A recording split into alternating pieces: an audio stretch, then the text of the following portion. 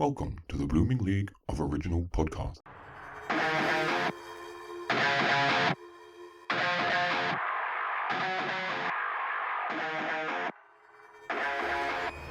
G'day and welcome to Bring a Friend to Thrush and Treasure Day, the Torture Chamber musical comedy podcast that won't happen overnight, but it will happen eventually. And speaking of Evan, I'm not, but I am Aaron, and I'm joined as usual by the square rooter of pi. But if you're feeling a bit saucy, you can call him Evan the Metal Man. How's it going? Square rooter of pi. Yes. Oh, very good. Yes, thank you. That would be 1.77, I believe. I don't know maths. Yeah, that's two puns in one. You're doing well. You need a job in, like I said, Fox News, writing their lower thirds. Oh, well. Some fucking job. Anyways, guess what? What? We have a returning legendary diva in the studio today. And just like they say, once bitten, twice you bring a virginal sacrifice with you. Because we have a second diva in the sequel this week. In the blue corner, representing Team Musical, we caught a critically acclaimed creator, cabaret star, podcaster, and quaintly camp character actor who's also dabbled in directing whilst whittling away at writing, which whisked this whimsical wunderkind worldwide with his wonderful one-man shows, Paddy Issues, and Bad with Money. Plus, this perky little prodigious podstar has produced, performed, plus proudly pointed directions for a plethora of productions and phenomenal performers that saw him sling a stick to Snoopy, which gave him the perspective he needed for the fabulous life of a size zero, which for some of us isn't joy.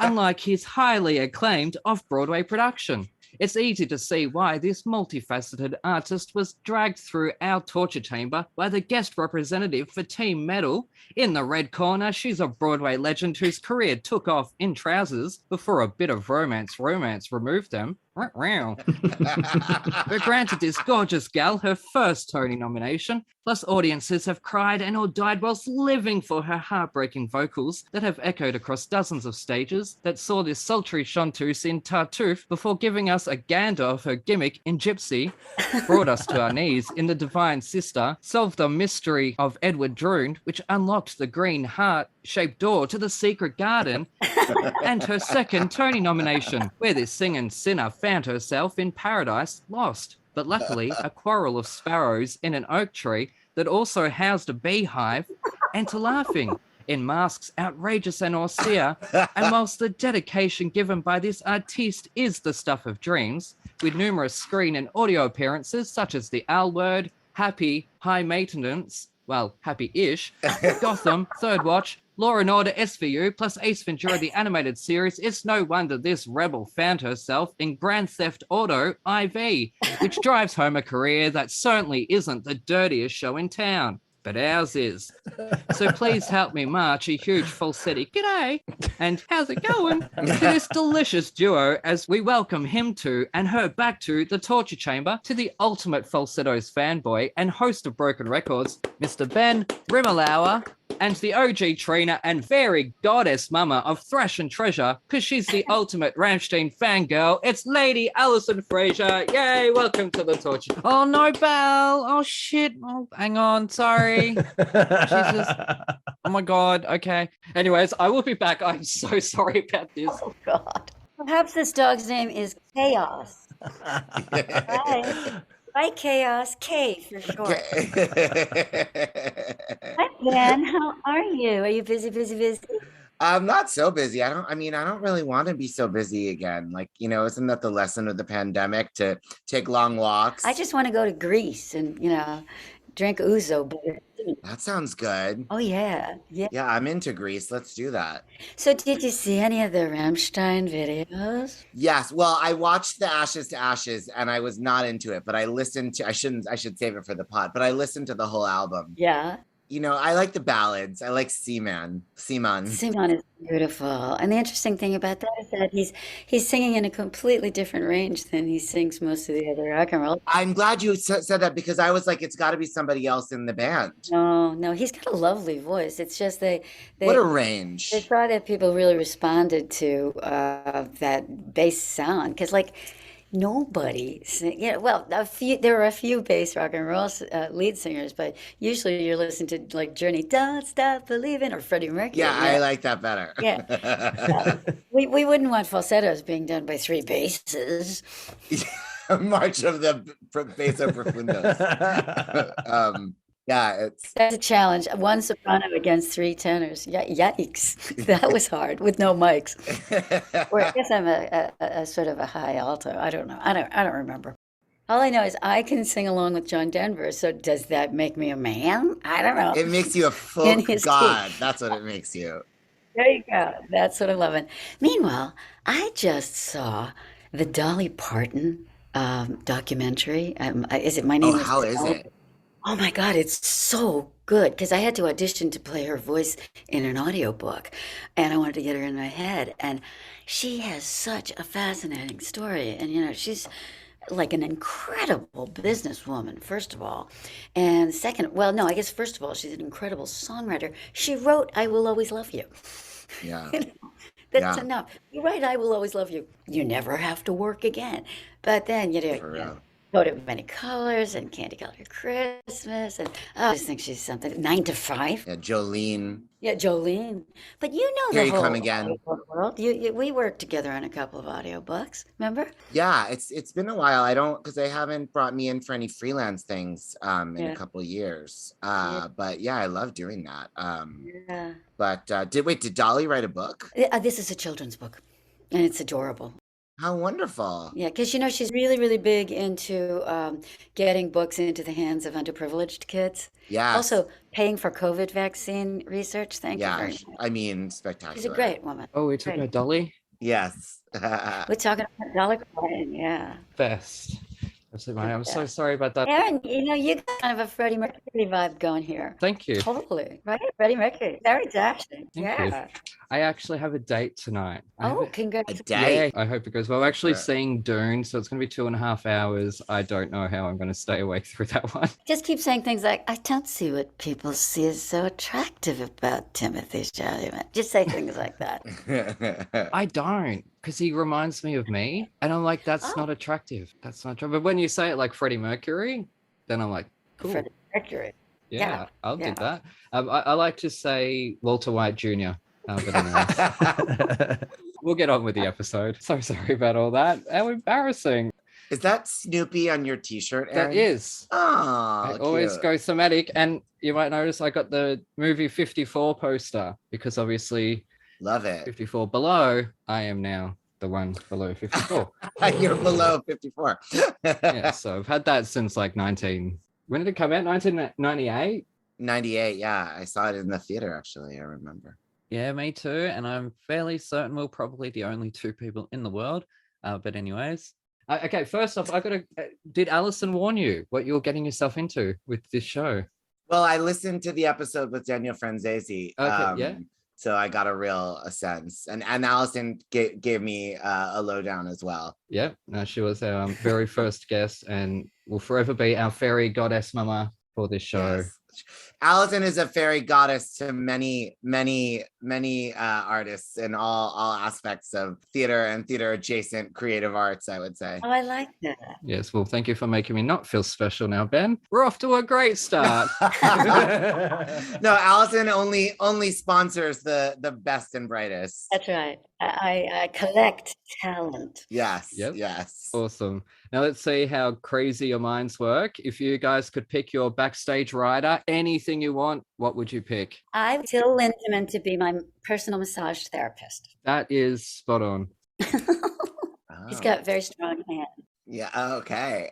I want a steam shower, like a steam room. Yeah, I could bring Till over. exactly. Wonderful. Allison and I will share. You can use my steam room too. But anyways, so this week, Alison chose the album again, because we'll move on to metal. Rammstein's Herzeleid. Am I saying it right? Herzeleid? I'm not sure. Herzeleid? I don't. It means heartbreak. I know that now. That much. Oh, does it? Hmm. Yeah. Oh, okay. I should have taken that into account when I wrote this review. maybe. Actually, no, that fits. That totally fits. So, Evan, Yeah. how do you feel about Rammstein? Are you as big a fan as Alison is? I have become one. You know, obviously, I was around when Du Hast came out and just went gangbusters. Well, it was so big that even I had heard of it. Yes, anyway, so I've written a quick review. It's only 3 pages this week, so everyone can relax. And we'll see what I thought of my second outing with Lindemann and the boys. When I first saw the cover, I had to wonder, are you making fun of me, Riz? Because, aw. So I turned on the air conditioner and pressed play on the Tiffied Spo, and yet again, it's drama, mama. Dark, eclectically melodic, with a peppering of disco. This is our second outing with this shirtless German outfit, and I can't remember if they were this whimsical the first time around. However, this time, I also pinpointed why a troglodyte such as me in the world of metal is able to warm to Till Lindemann's creepy yet seductive fairy tale-ish voice. It's because he sounds like Shredder from the original Teenage Mutant Ninja Turtles animated series, of which I had many figurines, and one of them was the shirtless Shredder, which I still claimed turned me gay. So listening to this sexy voice and thinking about Till in these early days, dressed as Shredder from my toy collection, suddenly the aircon is not enough. I needed an ice-cold shower. Ashes to Ashes was catchy, but semen is where things got sticky. And naming a song after themselves is very the Metal Monkeys or the Venga Boys. 4 stars. 4. It was like headbanging Cinderella at the disco ball. That's what it felt like. And I really dug it because there was so much drama and it was very eclectic and it was moody. And Yeah. this is why he did, I guess, Hansel and Gretel, because he's a fairy tale character. Yeah, I can totally see it now. And all I could picture was Shredder. My toy figurine Shredder from like 1990 that had the cape, but then it was shirtless and it just had like shoulder pads with spikes, and it was like, yeah, pretty much is. Wasn't Shredder a rat? no, that was Splinter. Splinter. I'm so sorry. No, that's all right. He's my cousin. I want to see a picture. Maybe that's where Till got his look. Maybe, yeah, because it is very camp. The timing works. Rammstein was 1995. Rammstein was 1995. Herzeleid was their first album. Yeah. Or Herzeleid, however you pronounce it. Yeah. Well, that's after the Ninja Turtles. The Ninja Turtles were the late 80s. Yeah. It says, 84. That's what I'm saying. I think he got his inspiration from Shredder. I'm sure he's got a costume like that. Yeah. Possibly, because the voice of it was he was the uncle on Fresh Prince of Bel-Air, and now he died a couple of years ago. Oh my god, I can't remember his name. The uncle on Fresh Prince of Bel-Air, not the OC remake. Yeah. I knew Fresh Prince when he was just a rapper, but not not when Will Smith had the TV show. Oh, There's a new Fresh Prince now, isn't there? Yeah. I don't know. Why can't we get some new things? But anyways, speaking of an old album, I really like this one. I think I probably like this better than the one before, the last one we did. Oh. Well, the last one was Muta, and that was yes. that's a much darker one. And the interesting thing about Herzeleid is that I hope I'm pronouncing it right. No, that's exactly right. Let's just say, okay, Alison's pronouncing it Herzeleid, so that's the way it is, okay? Yep. And it was their first album, and it was like I think, didn't they coin a term for it? Neue Deutsche.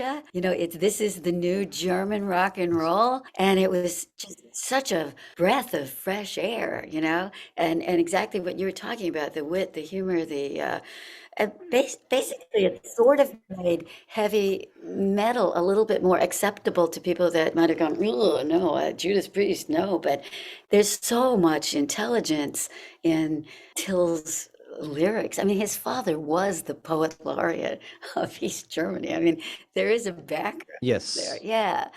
But it was just such a breath of fresh air in a very funky rock and roll theater.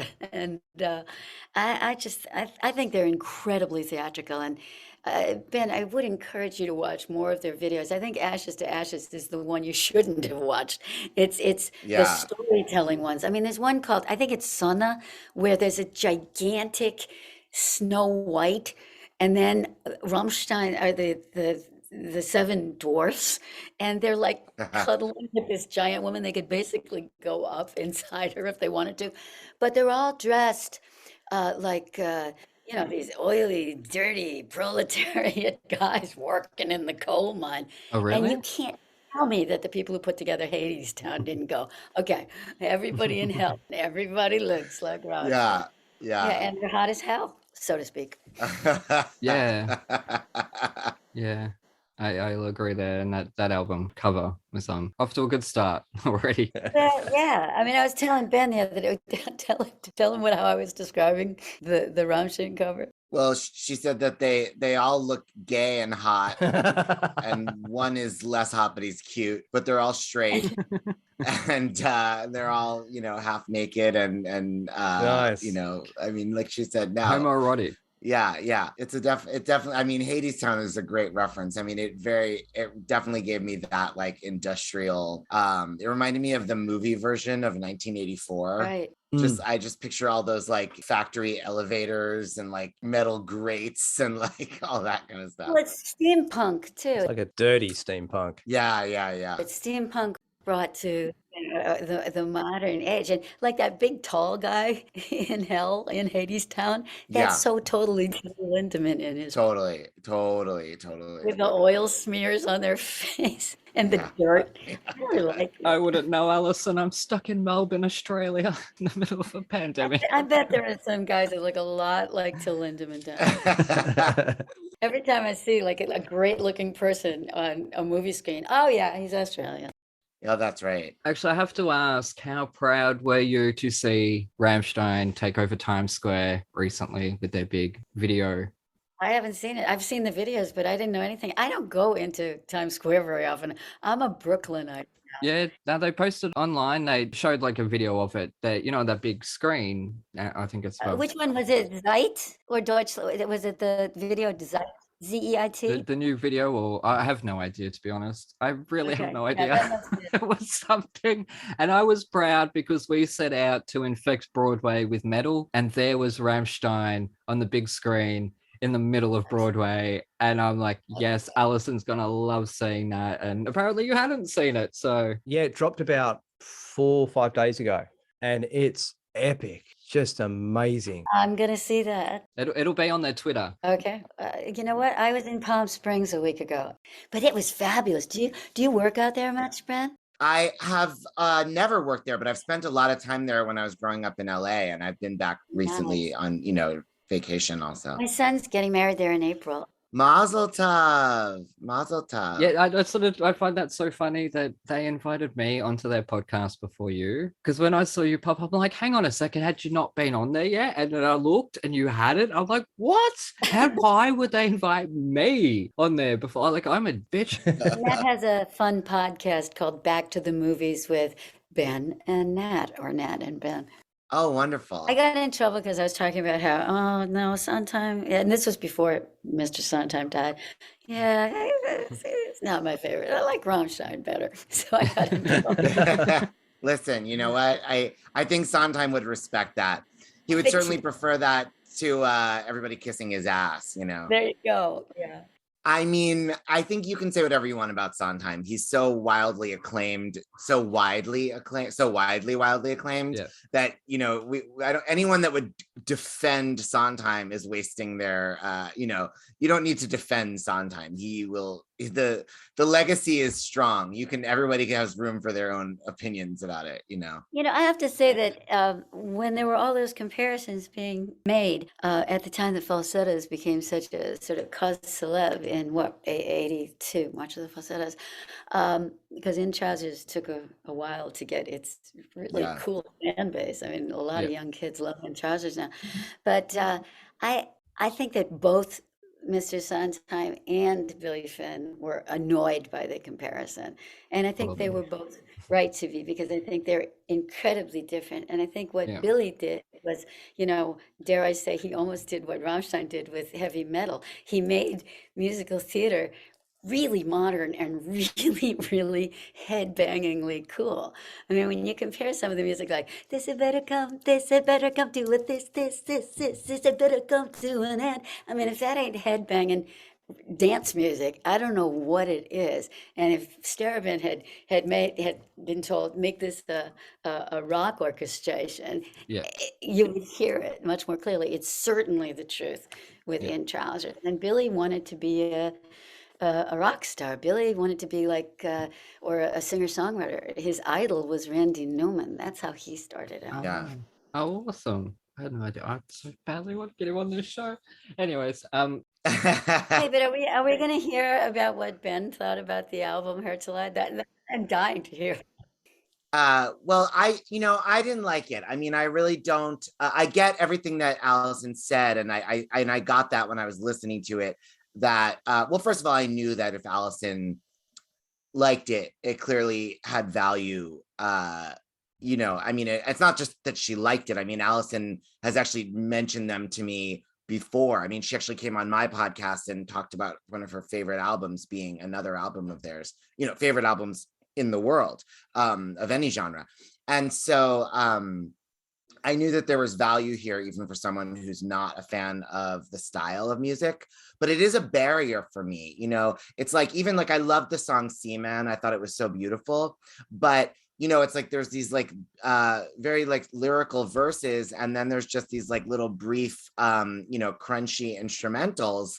And it already makes my stomach hurt when I hear that sound, and, I can hear through the lens of that sound that there is musical depth and richness and, complicated things happening, but whatever. I don't need complication. Give me Katy Perry or Jerry Herman or something. I mean, I'm not such a fancy person. I just can't, I get really turned off by that kind of a sound, and I don't like the sound of, I couldn't believe that was also him singing in Seaman. I asked Alison if that was someone else in the band, because I loved his voice in that upper, it's not even so upper, but that more, more normal register. But the that really basso, well, I don't know, I guess I don't mind like an operatic bass, but the but that, I mean, it's a perfect voice for this music. It has that same crunchiness that the electric guitar and electric bass have, and it's and it just really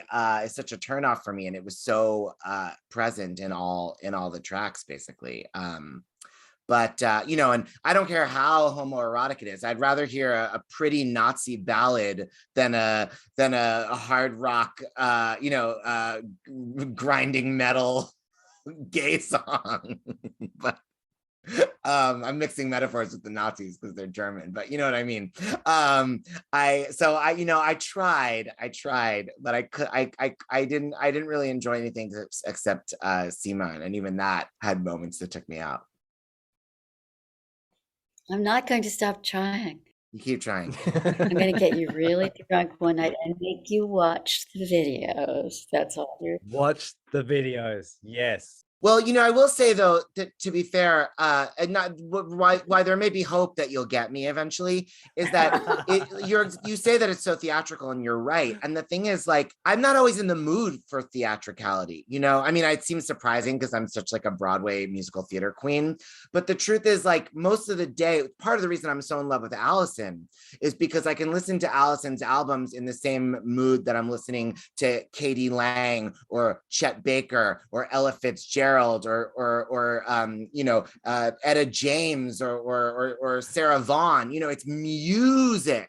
I don't have to like stop what I'm doing. I love Bill Finn. I first got exposed to Alison through March of the Falsettos, but I have to be in a mood to put on musical theater, especially Bill Finn, to be like, Jason, please see a psychiatrist. That's not what I want when I'm like just, cooking dinner or whatever most of the time. And, and I also don't want Sweeney Todd or Hadestown or Hamilton when I'm cooking dinner. And just the same, I don't want this. That's not to say that there probably isn't some world where I could put on a video in the right mood, or even go to a concert in the right mood and get, the full, be open to being really moved by what this is. Yeah, the concert is pretty amazing, because when Till steps on stage, you feel, oh my goodness, there's a God in our presence. And it's because everybody is there. Everybody who's there loves him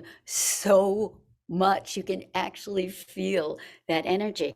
But, maybe we could petition Till to do like, an album of American songbook standards. What do you think? Listen, I'd be up for that. I would love Yeah. to hear that. Yeah, he could croon. He's got a crooning voice, That's surely. beautiful in that Seaman song. I'm flabbergasted that that's the same, because I thought, God, can this be him? And then I thought, well, if he's such a bass, wouldn't he have to, not to cross over into the other topic, but wouldn't he have to be in more of a falsetto placement to sing in this other? And yet he sounds so, he just has a really, really wide range, I guess. Well, the cool thing is that watching or listening to the evolution of his voice is really interesting, because Herzeleid, he'd only been singing for like a couple of years. He did not consider himself a singer. He was a basket maker, and then he got into the rock and roll stuff over there, and they said, "Well, you be the singer." And this last album, not the last one, the one before that, Deutschland, has some amazing vocals on it. And it's interesting to hear how he has progressed. And they've been together now, 37 years? And then, they started it as your normal, a lot of bands start. They won a band contest, and were then funded to, record their first demo. And then they, produced this. So after they won a local band contest, they were funded enough money to record the demos, and they sent their demos to different labels, and then got picked up and recorded Herzeleid, which has just changed a lot over the years, sort of, although you could argue they haven't changed a bit. It's full of comedy, excellent musicianship. His voice is deceivingly good, as Alison said. But over the years, they've released 29 singles, and 26 of them were turned into music videos. And usually I listen around. If I haven't heard everything from a band's full back catalogue, I'll try and pick a few albums. I sat and listened to all of their albums, start to finish, and then I started on the music videos. And I'm pretty sure I've watched all of them, because they're incredible. Their first effort was quite a basic affair of just headshots and imagery. But the second video was huge cosplay, like I said, steampunky, a lot of mechanical themes. They have a vision for every music video that they put out, and they just keep getting more elaborate and bigger budget and longer. There's influences of like Reservoir Dogs, Tarantino. I forgot the name of the other director that influenced. There's bank heist. I don't know how they got away with their Snow White video. How Disney didn't sue. I would have sworn they own the likeness of Snow White, because they used it. And again, got in a lot of trouble with that one. That one didn't get banned. They get into trouble with their videos a lot. They love pushing buttons. They go out of their way to push boundaries. This watching video binge led me onto the video for Pussy.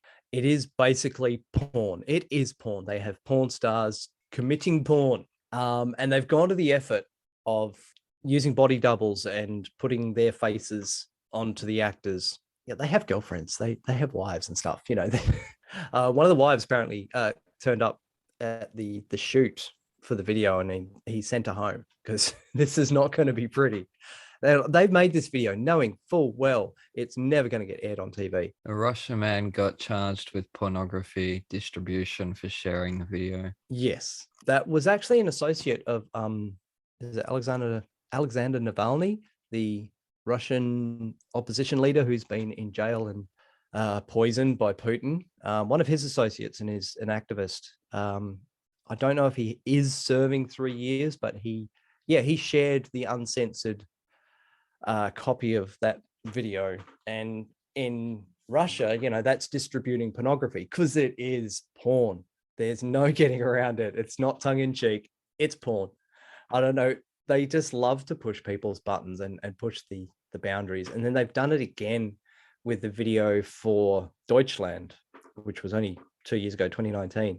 That got it pulled from, obviously Russian TV, but MTV as well, for the they're claiming anti-Semitic. It's just being kind of truthful about the war, but you don't talk about the war. This is a weird one where and this is the first time I've seen a video of a single has copped the album can no longer be viewed in the record shops when you still go into record shops. Some people still, it can't be on view, and you need to show proof of age in order to purchase it, which has just made it so much more popular. It's the usual thing. If you try to restrict something and everyone wants a copy, it's easily the most successful album.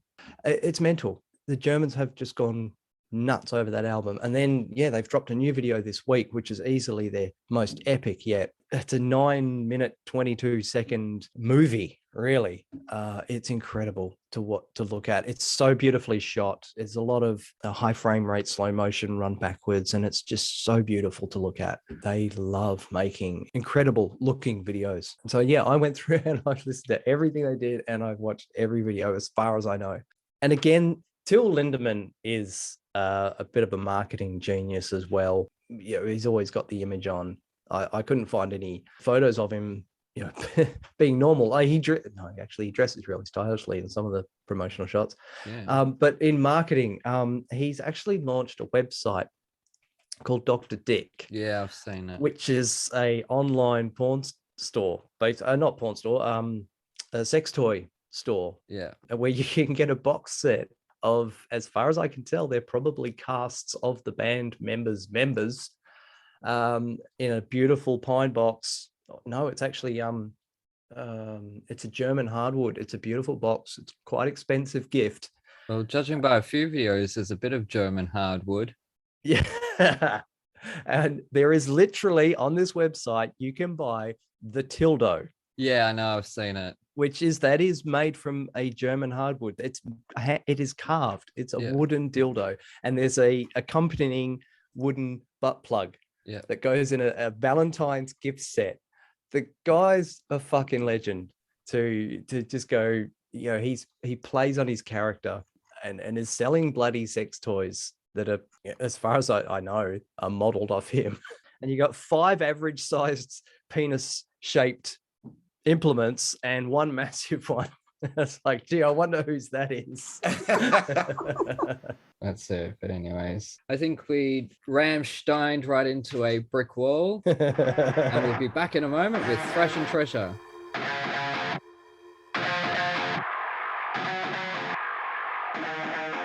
G'day listeners, Aaron here. Because Evan and I are stuck in Australia, we thought we'd better send a spy to Broadway to check out the shows for us. So here for today's review is our Broadway spy, Spencer. Today's show is Paradise Square. Now, there's been a lot of controversy with this show, with everything that's going on behind the scenes, but today I'm just going to talk about the show itself, which I think is very good. It's a fantastic show. I love humming songs after a show. I think it's very important when there's an original musical that you walk out humming a song. This opening number of this show has been stuck in my head for 5 days after I seen this show. It's crazy. I have never seen a show where it's been stuck in my head this long, which is a testament to Jason Howland, the composer, who also, interestingly enough, conducts the orchestra. And it's really fantastic to see a composer conducting his own music. Now, speaking of this orchestra, it is a very large orchestra. There is a harpist, there's a full string section. It's beautiful. These orchestrations are amazing. On stage, we have the lead, Joaquina Calaquingo, who was just nominated for a Tony Award and should win said Tony Award for her 11 o'clock number at the end of the second act, Let It Burn, which brings the house down in a rousing standing ovation. You have the choreography for this show, which was correctly nominated for a Tony Award, that molds the black choreography of the time with the Irish choreography of the time, and it's a really beautiful combination of that. The cast is also very large, which just, it's wonderful to see a lot of people on stage again, just enjoying themselves creating art. Now, the show itself, the book is a little dry. It just needed some work, I think. Personally, I would have loved if they cut maybe 20 minutes from the first act, because it was too long for me. And yes, this show was surprisingly to a lot of people nominated for 10 Tony Awards, and I think it deserved those nominations. Now here's the question, is it for tourists or purists? I think this is a great tourist show. It's a lot of fun. It's a big Broadway musical. It's an original Broadway musical that is based on history, you know, the 5 Points, the Civil War, all the riots that are based around that time. But it's just a wonderful story that you don't really need to know anything going into it, which I was worried about because it is about a historical moment in time. But I didn't know anything and I loved it. It was fantastic. So that's my review of Paradise Square.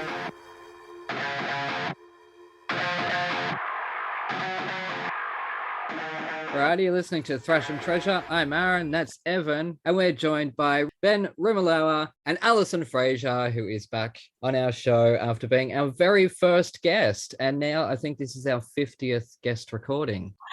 That's pretty cool. I couldn't have done it without you, but thank you so much for giving us a chance in our 7th episode where I sounded like an absolute knob, whereas today I still sound like a knob, but a bit nicer and more professional than what we did back then. But anyways, we're going to move on. Before I keep embarrassing myself and digging that hole bigger, we're going to move on to March of the Falsettos, which is the second part of our Marvin trilogy. With our first episode, we had the goddess Mary Testa, who took us to church, and now we have Alison back for March of the Falsettos, and she has brought the ultimate Falsettos fanboy with her, Ben Rimalower. Now, tell us about you finding Falsettos before we go on to Evans. I would love to. I don't even know if I've ever really talked to Alison so much about this, but I mean, Alison knows my life story, as do people that saw one of my solo shows, Patty Issues, which detailed, because it's about Patti LuPone partly, but it's a play on daddy issues. It's a story of my very fraught relationship with my father, who came out of the closet when I was a little kid, when I was 9.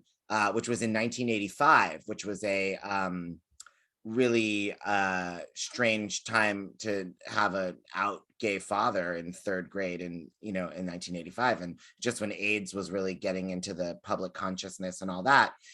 And I really felt that this was something that I was alone in. Even as I was going into adolescence and becoming comfortable with my own being gay, I didn't know anyone else that had a gay parent, and I was starting to get really into Broadway musicals. I was really into Patti LuPone and Evita and Andrew Lloyd Webber shows, and I was starting to get into Sondheim stuff. And I was watching the Tony Awards in 1992, and the Broadway cast of Falsettos they did the baseball game from Falsetto Land, from the second act of Falsettos, but they started with just a little, it was sort of like a medley. They started with Jonathan Kaplan, who played Jason, singing from the first act, from March of the Falsettos, My Father's a Homo. And I mean, I remember just sitting there, and I had no idea what this show was going to be about. I mean, I knew there was like Guys and Dolls and Crazy for You were, musicals, but Falsettos, what's Falsettos? And then this little boy, this obviously Jewish boy in glasses holding a baseball bat, sings, My father's a homo, my mother's not thrilled at all. Father homo, what about chromosomes? Will they carry? Do they carry? Who's the homo now? And I was just like, my brain exploded. And then they proceeded to do the baseball game, which was just such a such a crowd pleaser, but it's such a archetypal idea of Jewish boys who cannot play baseball. I mean, that was my whole childhood. All the straight boys I grew up with sucked at sports too, not as badly as I did. But so I immediately went out and got the CDs of March of the Falsettos and Falsetto Land. And I immediately fell head over heels in love with Alison. And it happened to be that I was going to visit my grandparents in New York for Thanksgiving. And so not only did I get to see Falsettos on Broadway, but I got to see Alison in The Secret Garden on Broadway. So that was really and those were my golden years of seeing musicals too, when I would listen to the albums front to back learn I'm off book in March of the Falsettos. You know, you could throw me into any production in any of the roles and I wouldn't need rehearsal. And so I would sit there and just inhale these shows, you know, and memorize the playbills. I mean, I remember with Secret Garden, my sister and I noticed Audra Ann McDonald in the ensemble. And the reason we noticed her was because it said in her bio that she had played Evita. And we were like, oh my God, a Black Evita, that's so cool. And we just remembered her name. And then the next year we saw her in Carousel and she won a Tony, you know, then 5 more and became biggest star ever. But anyway, but March of the Falsettos, you know, just and you know, like Alison said, I mean, Bill Finn's music is so singular. And you know, modern, yes, I mean, it doesn't even, you know, it's modern and it's so human and conversational. I mean, the way, you know, and like Evita and those and Angela Weber shows that I had loved, I loved Falsettos because it is sung through. So when I would put on my headphones and listen to my little Discman in bed at night, I was getting the entire show, you know, and so it meant so much to me. And then when I got to college, and I started a student theater company because I wanted to do musicals, and the college department at UC Berkeley, the theater department at UC Berkeley didn't, they didn't do any musicals and they didn't let students direct, and all I wanted to do was direct. So the very first show that I directed was Falsettos, and it put my company on the map. I mean, it made me like I was this, you know, outsider maverick sophomore in the theater department at Berkeley. And then all of a sudden I was like this like superstar on campus. I mean, it was all because I feel like I actually got a lot of credit.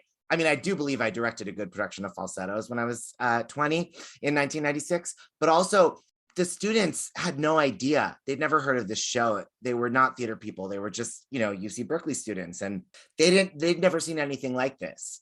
And so this was funny and cool and relatable. It was a little bit in the same vibe as like Seinfeld and Friends. And, you know, it wasn't the kind, you know, the theater department was doing like She Stoops to Conquer, you know, even when they did like Raisin in the Sun, I mean, it was moving, but this was something that was, I think, very tangible for, and I think I got a lot of credit that I almost didn't deserve because I just sort of like, I knew the show, you know, so I've always just had a really personal sense, you know, almost like of ownership of that show. And I do love In Trousers so much. I mean, in some ways more, it's not surprising to me to know that Evan connected particularly with In Trousers, because someone who you should have on this pod, actually, the great Kenny Melman, musical genius, he's Herb of Kiki and Herb. It's cabaret legends for sure.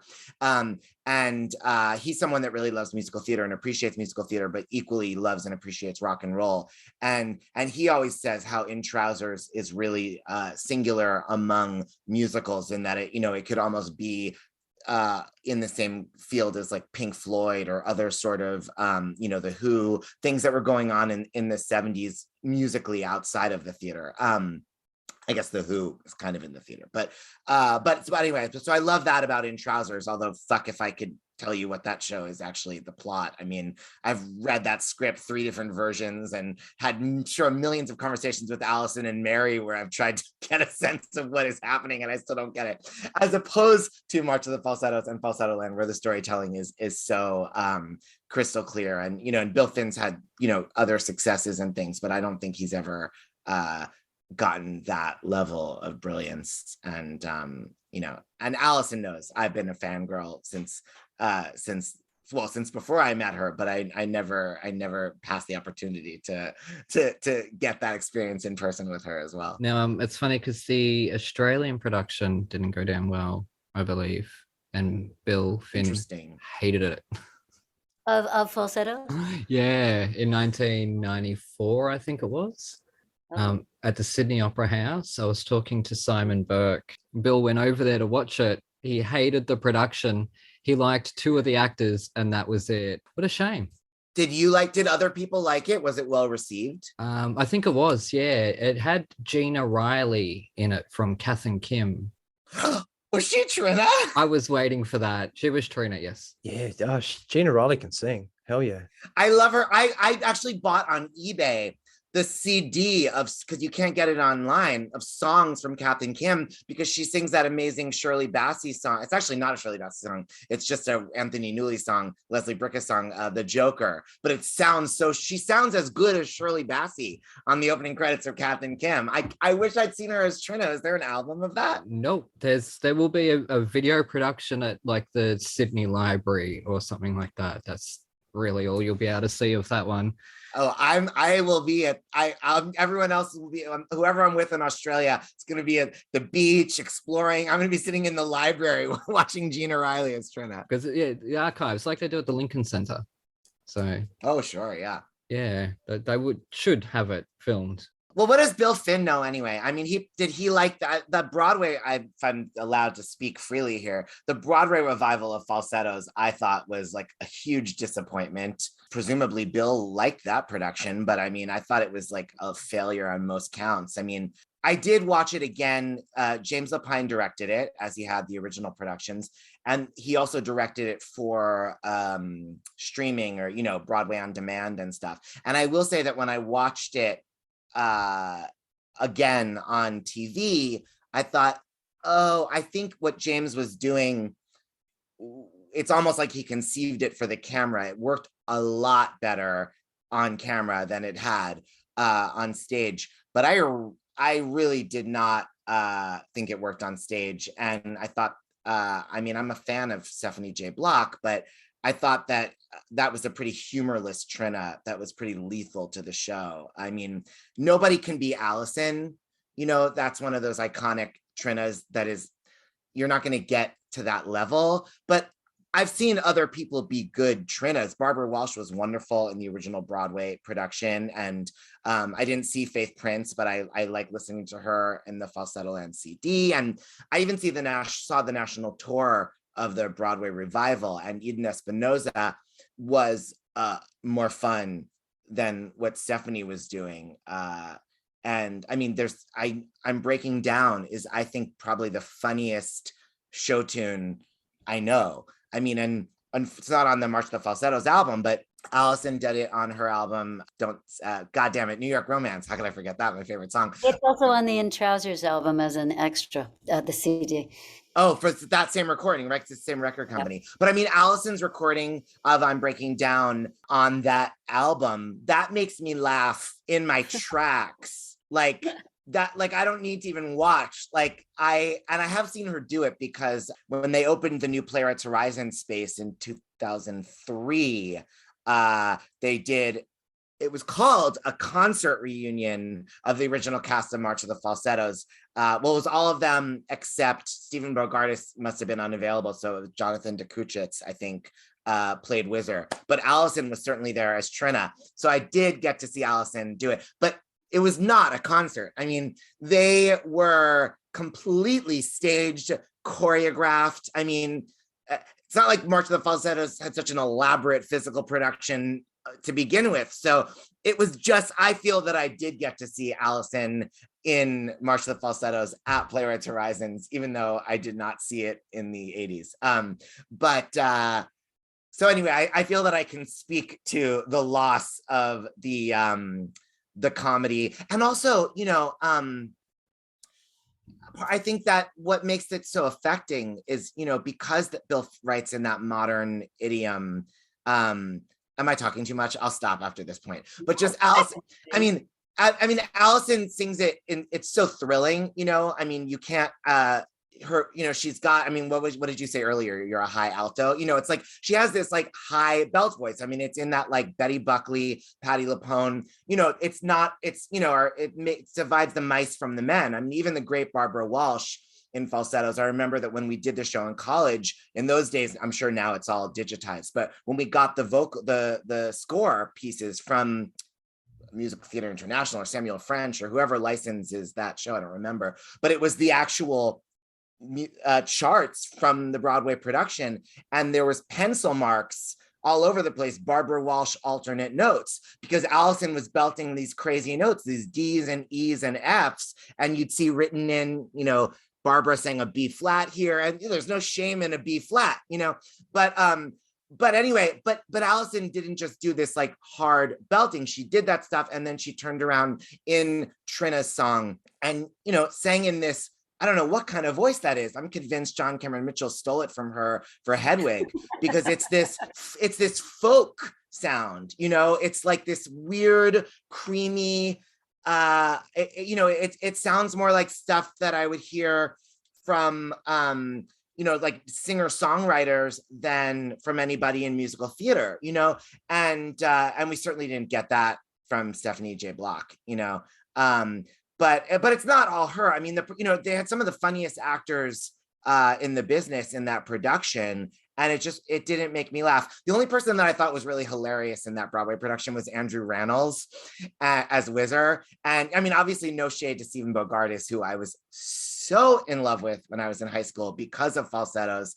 But Andrew Rannells is so funny as Whizzer. And you made me think of it earlier, Alison, when you were talking about comparing Bill Finn to what is it called? No, I can't remember the name of the goddamn metal band we're talking about. Lindemann. No. Well, yeah, but what's the band's name? Rammstein.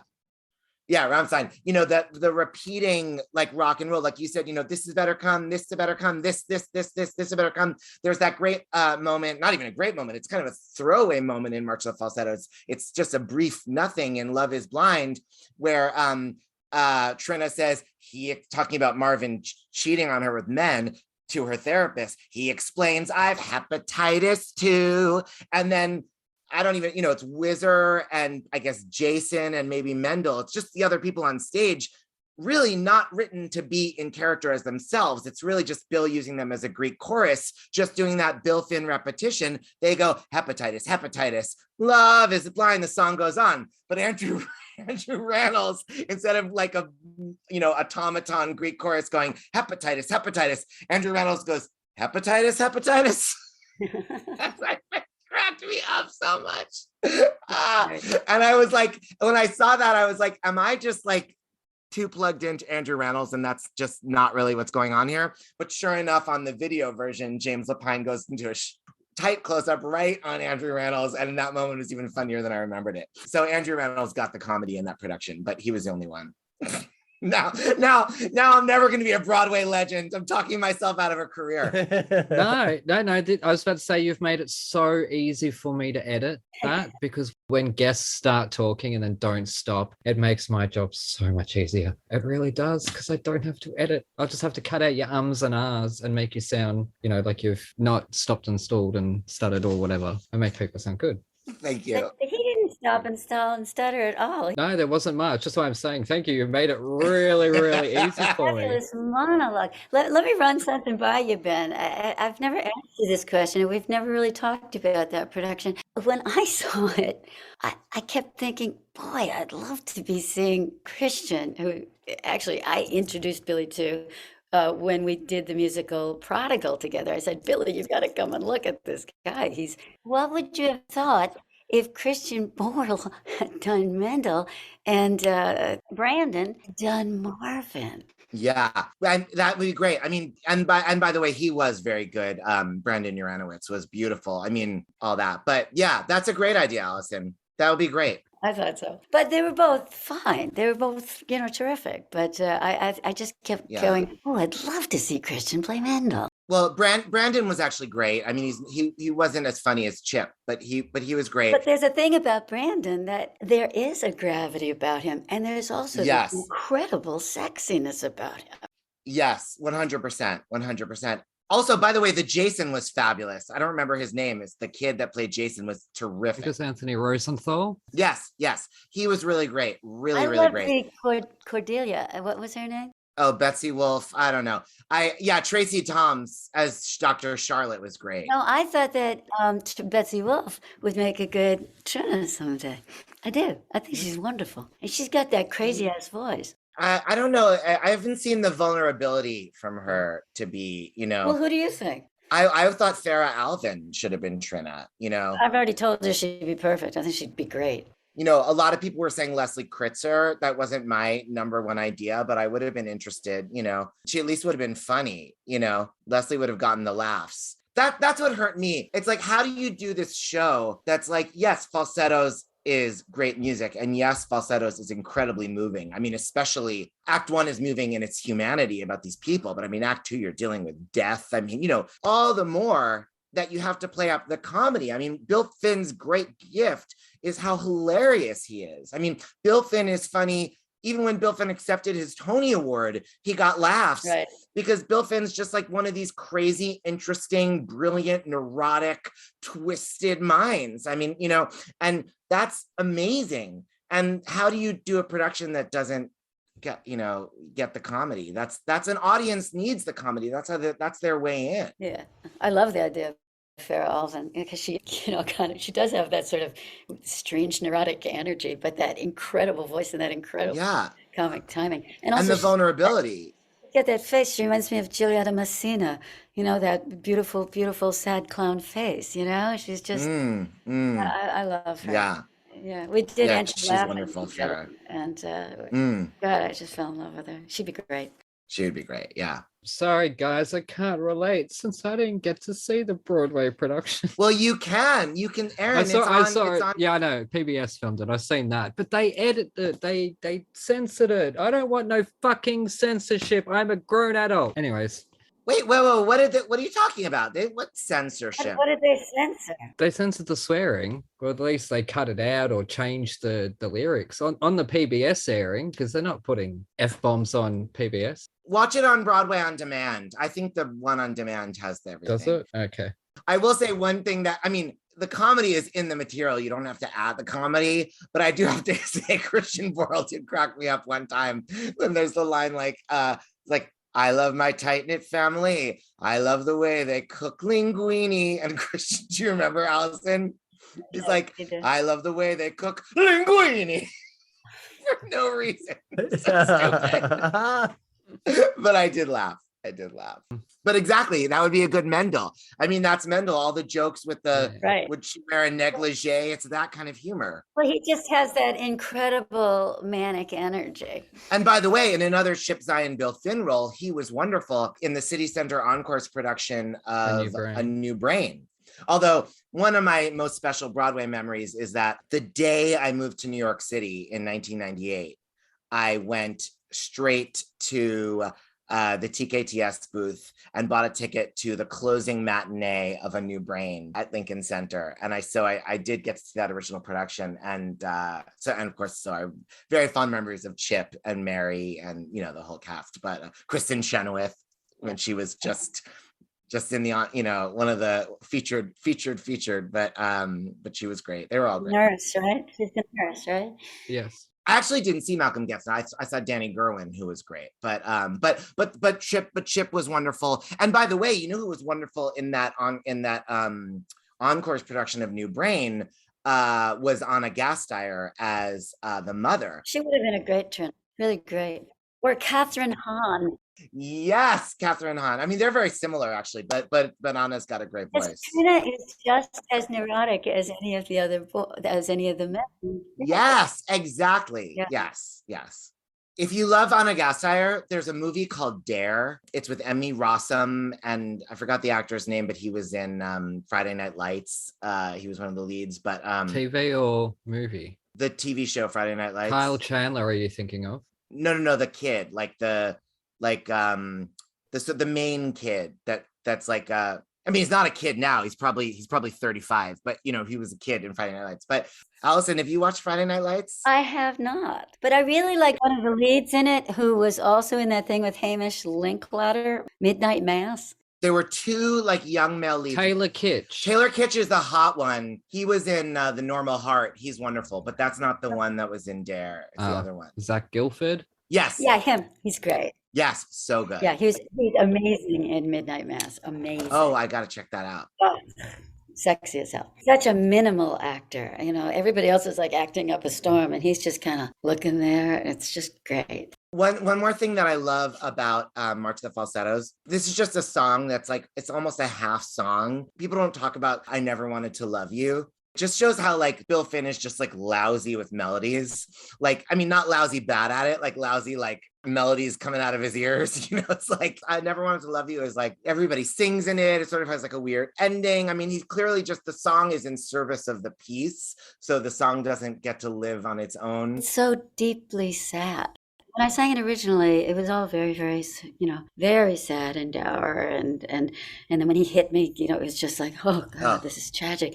But I was going through so much when I did that 2003 presentation of it for the opening of Playwrights Horizons, and I told Billy, I'm not sure I can do it. My husband's dying of cancer, and I don't know if I'm going to be able to do this. So you better have somebody ready to come into it. And so I had a lot going on in my life. And when we came to that moment, and because I Never Wanted to Love You is really, really beautiful and very melodic. But then he follows it up. Billy, it's almost like he can't forgive himself for being so sentimental and lush and passionate and sad. And then he comes in with da da da da da da da da da da da da da da. Tell me, Trina, what are you that whole like relentless, again, that very, very punk sound almost. And then when he hits her, I started laughing, and my feeling was just so different, and I couldn't stop. I was like, oh my God, what an asshole! Yeah. Rather than, oh, my life is over. Yeah. And I thought that was a much better take. It shows your metal, Alison. It's just, what an asshole. And basically that's what it's about, really. It's kind of a crazy detail that's in the story when you think about it. Like, it's not really necessary. Like, Marvin's been such a dick in so many ways anyway. Why does he need to hit her? Like, I have theories on this, and Billy would totally disagree with me. But at the time of that, at the time he was writing it, we were all very involved with each other. We were, going to each other's. We would go to Billy's house and work on the music till 2 o'clock in the morning. And I started dating his best friend, a guy named Charlie Rubin, who actually wrote Romance in Hard Times with him and did a lot of work originally on the first version of March of the Falsettos, which was 4 Jews in a Room Bitching. And I started dating him, and Billy was not happy about that at all. And I think, I don't know why. I think it was because I was taking his best friend away or whatever. And Charlie, he really is the nicest person. We're still in touch. And he's a very successful writer. He's a very... He wrote some of the best Seinfeld episodes. He works at NYU now as a professor in film and television. And his birthday, Ben's going to appreciate this, is May 20th. Oh. Okay. Yeah. So do you remember the lyric? You die on May 27th at 8. That's amazing. So Bill basically wrote that from how he felt toward you and Charlie, with him as Marvin, kind of. Again, Charlie agrees with me. Billy will deny it from here to. Well, Bill might be right, because maybe what you guys, maybe the fact is Bill's had lots of resentments his whole life, so he didn't need you and Charlie to date for him to be able to understand Marvin. Oh, he wasn't happy about it, believe me. It seems to me like the hitting is unnecessary, because it's not really reconciled with, like, if that really happened, we would want there to be like more reckoning for it. Like, We're gonna smack him back. That's what, twice, one on each cheek. Yeah. And then blackout. Or Mandel gets. Yep. Yeah, Mandel. But I think that's the way it happens in real life. There's a cataclysmic event, and some of them aren't resolved. And sometimes it's better not to resolve it and not to fight back, and then let them deal with the consequences of that unresolved action. I believe that's called parenting. So Evan, does this musical slap? One of the key points of the story, which is, Marvin's a dick. He is. I picked up that he was a dick in trousers, but then he really did show it. Yeah. But he's human. That's the point. He just wants everything and doesn't want to compromise for it. Yeah. He wants this perfect family, but isn't willing to put the fucking effort in. And it's just me. He's so self-centered, and yeah. selfish. But think of all the characters that we've had so far that have just been so perfectly structured. Barely any of them have been so deeply flawed. Yeah, I mean, there's Flawed, and then there's Marvin.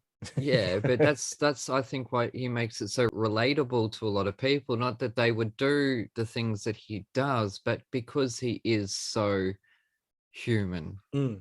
But yeah, and it's all about Marvin. Marvin wants this. Marvin wants Yeah. that. This is what Marvin wants, and Marvin gets what he wants, and Yeah. he's a dick about it.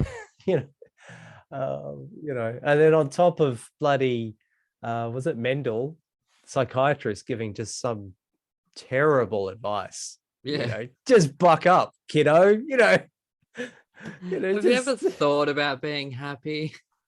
Yeah. Have you ever thought about not being single?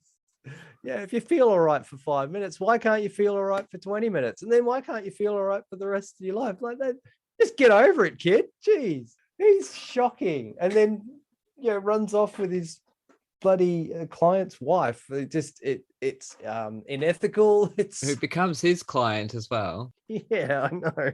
Does she sleep Everyone's in the nude? dysfunctional in here. Just everyone. It's all trying to mash them together. Yeah, and think before that there was just so much perfection in characters. Like then you've got this. It's almost a dark comedy in a way because it's like the Alexander Payne movies of today or the P.T. Anderson movies of today. That mundane that I keep talking about. That put a camera in someone's window and this is what you're gonna see. You're not gonna see no exciting superheroes running around. You're gonna see assholes. Basically, because people are assholes. Hasn't the past 2 years taught us anything? Oh my God, did I not? Hang on. Did I miss? I don't think I read the track list as I was listening to it. I was just sort of listening along and following along with the story. There is literally a song called Marvin Hits Trina. Yeah. I didn't read it, so I missed that. Like I heard it, I listened through at least 3 times, 4 times. You hear the slap. I didn't click what was going on. You definitely needed to see it. Well, I needed to see it to pick that up. And then it was just like, oh, he's such a dick. Yeah, he is. I did wish it was more like In Trousers. Certainly like the song March of the Falsettos itself. It's just this mental, this absolutely bonkers song just kind of jammed in the middle. Now, what about the opening? 4 Jews in a room bitching. Yeah, again, you get a laugh straight away. Like I was Really?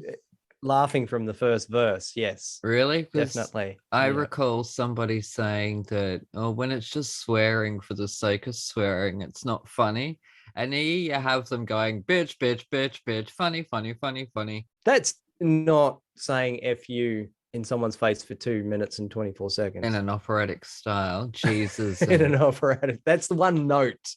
No, completely different thing. It reminds me of it's Mel Brooks kind of humor. Yeah, that Jewish humor. Yeah. Musically, yeah, it's good. It is very good. It's more the story. You get involved in the story and the characters, and Yeah. you want to know what happens next. You know them. They're so well drawn and There's a bit of everyone in it. All of yeah, and Yep. these original performers have, for so many of us, have just been played thousands and thousands of times that, you know, that's just become such living entities in that sense of then you go along and see someone new do it and you can't help but judge the originals on them because they, you know what I mean? They just embody that voice so much. Like it's kind of annoying. I can see why they jam March of the Falsettos and Falsetto Land together and just call it Falsettos as one show because it ends up being like 2.5 hours long. But if you were to watch just March of the Falsettos by itself, yeah, it kind of is the bit in the middle. It doesn't really have an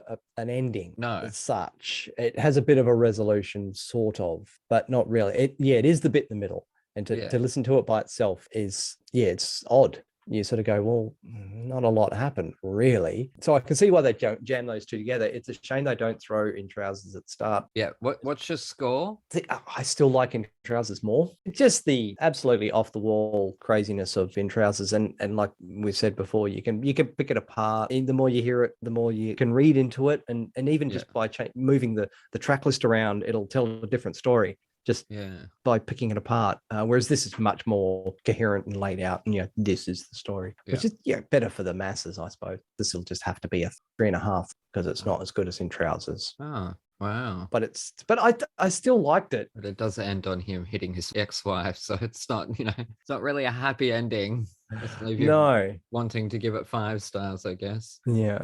Now, when was the last time either of you wanted to walk out of a production of Falsettos? You don't have to name the company. I haven't seen many productions of it. I think I've only seen like two or three. Yeah, it just didn't happen that I never saw the first Broadway production. I think I was doing Secret Garden at the time. And Oh yeah. that's why I didn't, it was like, that was Secret Garden, right? Yeah, because I saw both on the same trip. Right. And I had just had a baby. I was busy. I was just like, I felt like, oh, that part of my life is over.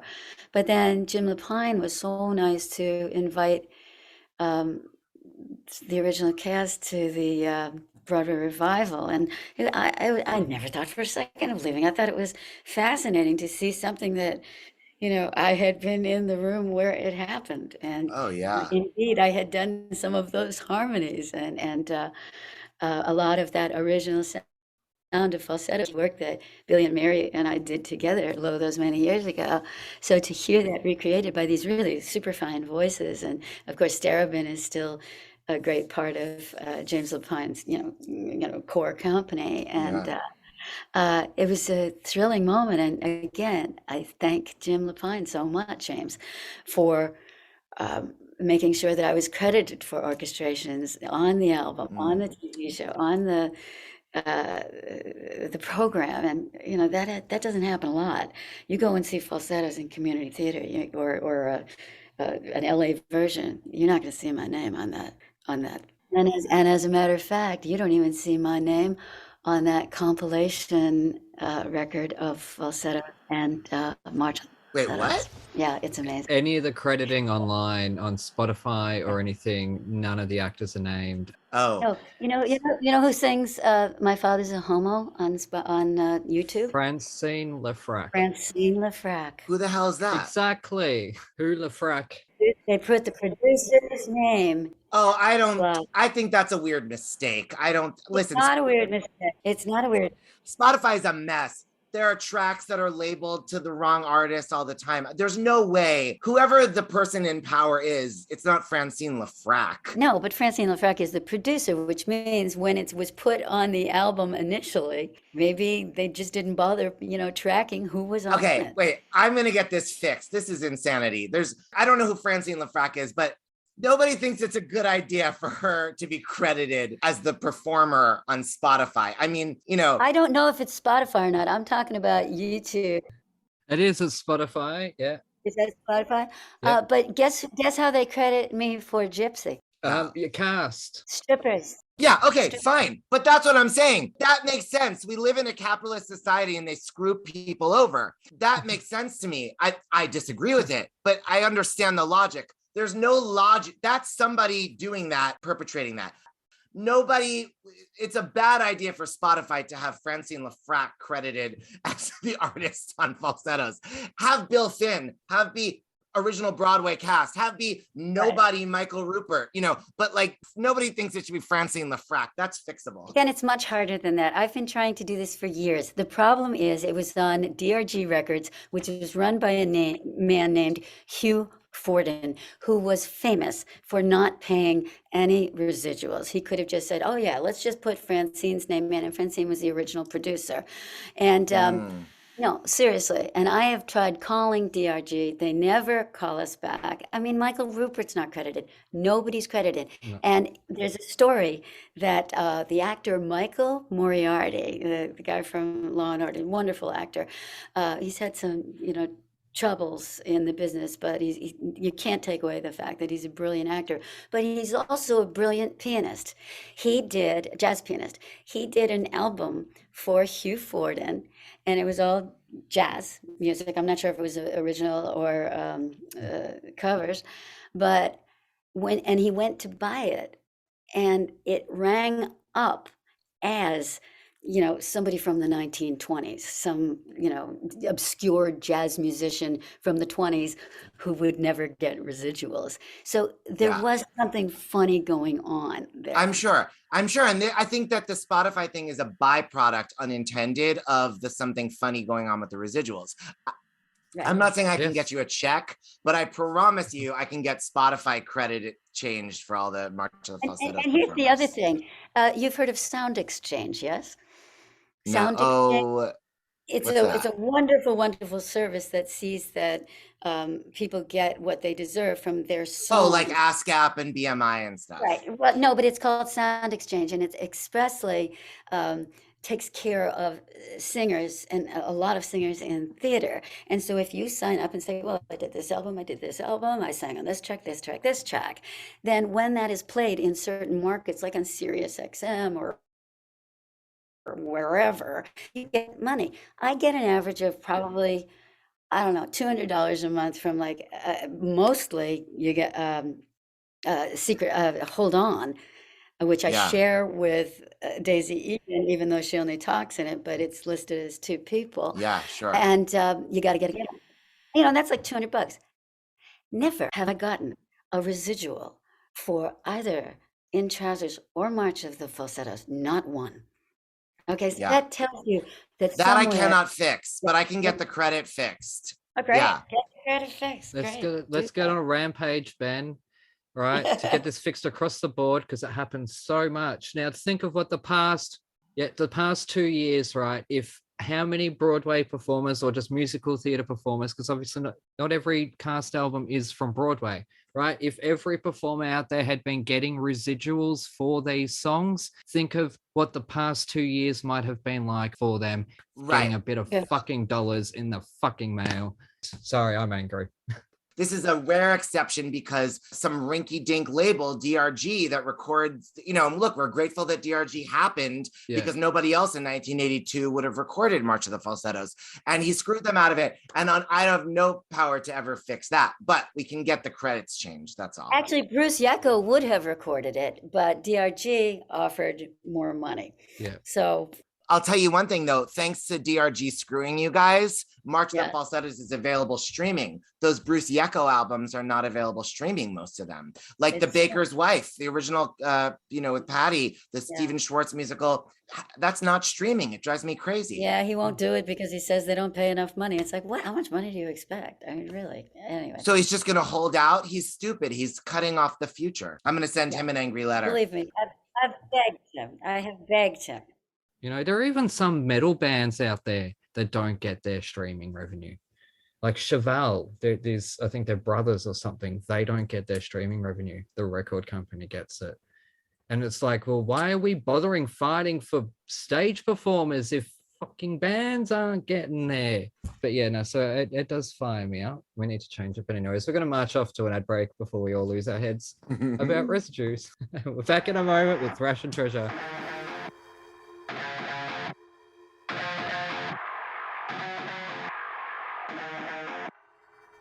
G'day listeners, Aaron here. While you're topping up your coffees, did you know that you can support our show and go on a fantastically scary adventure at the same time? Go to www.thetonistantales.com/bookstore to grab your copy of The Toniston Tales, a darkly funny Aussie trilogy about a young boy who rescues injured animals in his spare time and the roller coaster ride he's taken on by a literal fish out of water. Written by me, the village idiot of Thrash and Treasure, you'll come to love Toniston Turnbull and the dozens of wacky characters that he meets along the way. And here is a sneak peek. After barely 3 hours of light sleep, Toniston Turnbull slowly opens his eyes, his body feeling heavier than it ever has before. Not from extra weight, from tiredness and stress. Polly sighs in the shadows behind him, the flame of the nearest barbed wire tiki torch tower having died down, but not out, while Toniston napped. "Are you awake?" Toniston whispers. "Oh, how can I sleep in this place?" Polly moans, turning onto her side and facing Toniston, who stays on his back, imagining obscure animal-esque shapes in the rusted tin roof above them, shadows faintly formed by the nearest dying torches. We need to work out a way to get out of here, Toniston states the obvious. He whispers, despite the fact the nearest shacks to their own are several meters away, and the occupants presumably asleep, as most prisoners seem to be. How? There's no fence to squeeze through, or even climb, Polly replies, sitting up in bed and then stretching out her sore arms. The hairs stand on end from the slight chill in the air. I don't know, but I think the whole fighting thing is a distraction. You mean to distract the other prisoners when new ones arrive? No, I think that was just bad timing. Didn't you notice? Toniston goes on to explain his theory. That fight happened, everybody gathered around. I didn't see one person who wasn't watching, and then when I vomited, the only gate in this place closed shut. What are you trying to say? I think something happened when everyone's back was turned. Like what? Whispers Polly, her voice breaking up in fear. I don't know. That's what we've got to find out. Toniston's brain starts working overtime, but it's strange that nobody seems to want to leave. They seem almost happy. Definitely content. So, when's the next one of those stupid beatdowns? Toniston can't help but think Polly looks tough, almost evil in the shadows as she asks, I don't know, Toniston begins. But both teenagers are distracted by a crumbling noise in the distance. Hopping out of bed, Toniston joins Polly on her own, equally uncomfortable one, spotting a large, white package hovering close to the cave ceiling. Behind it, a shadowy figure. The package is lowered down, causing the teenagers themselves to lower as well, hoping not to be spotted by whom or what may be operating this obscure crane. Over a long, slow descent, the package is dropped to the ground. Polly keeps her eyes on it, but Toniston looks up immediately, spotting a large black shadow scurry away to God only knows where. Come, he whispers, as he quietly hops off her bed, slipping into his docks with bare feet. Polly follows his lead. Careful to keep watch on all directions, the teenagers swiftly sneak over to the white package, their hearts beating an almost tribal jam in perfect harmony, and stopping in their tracks as the sudden realization of what lies before them sinks in. A woman, seemingly in her early 20s, wrapped up in bandages from the neck down. No, not bandages. Is that spiderweb? Polly asks, completely mortified at the prospect. Grab your copy of The Toniston Tales from thetonistontales.com/bookstore today. Hooroo!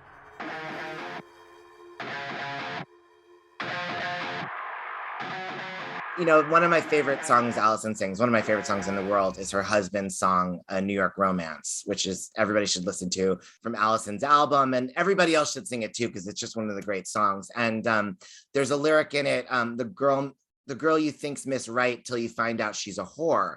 And then I noticed in more recent years, Alison had been singing Till You Find Out She's a Bore. And I said to you, do you remember this, Alison? I said to you, oh, I'm so happy that you changed it because it's less misogynist. And you said it's not about being less misogynist. It's that it's actually just more cutting, because really calling someone a bore is just the ultimate, just reducing them, you know? Dismissive. Yeah, you're so good. You understand lyrics. Yeah, he loved that change, and that's what's on the sheet music now. So that's good. Gorgeous. All right, you listen to Thrash and Treasure. I'm Aaron. That's Evan, and we are joined by the wonderful Alison Fraser and the marvelous Ben Rimalower. Am I saying that right? You are. You're saying it perfectly. Oh, good. Okay, that's all right then. Is it German? Is Rimalower German? It's actually Ukrainian. Is it really? Well, the name is The name, Ukraine's in now. The name is German, but it's taken because the family came from a village in the Ukraine. Oh, nice.